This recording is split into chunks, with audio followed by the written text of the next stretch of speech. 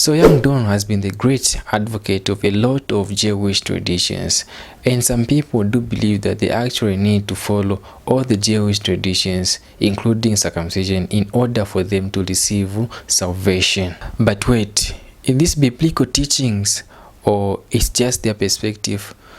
Let's look at what the Old Testament has to say on circumcision. So when you read Genesis 17 in the Old Testament, you will find that it was during God's covenant with Abraham.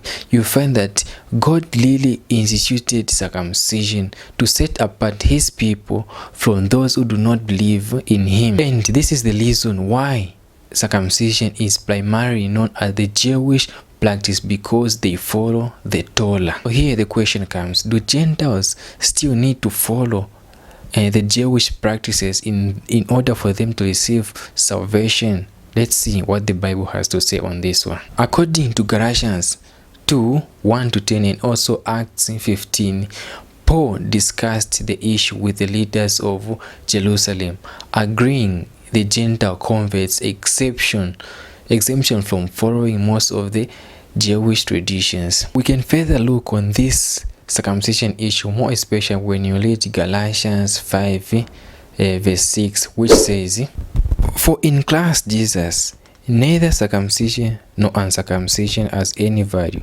The only thing that counts is faith expressing itself through love." Paul here is telling us what is important to be done is, of course, faith through love. So here we can conclude that circumcision is not a necessity for salvation, and also to be circumcised is not a sin, because that is only for the flesh. The only true circumcision is of our hearts, and that is according to Acts 7:15. Although Paul accepted the Jewish behavior to be correct, Paul taught that the Gentiles do not need to become Jewish in order for them to participate in salvation. Some preachers do believe that Paul was wrong, but we all know that he was correct, because when you read Acts 9:15, Jesus himself said that Paul was the chosen instrument to take the Lord's message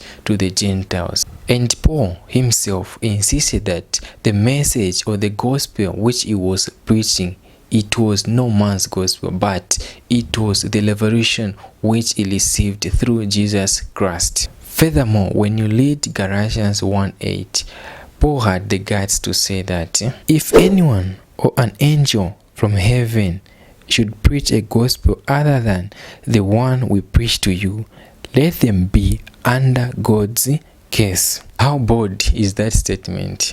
Hence, Paul was not by any means trying to contradict the word of God. He was fulfilling the word of Christ and the Torah as the law.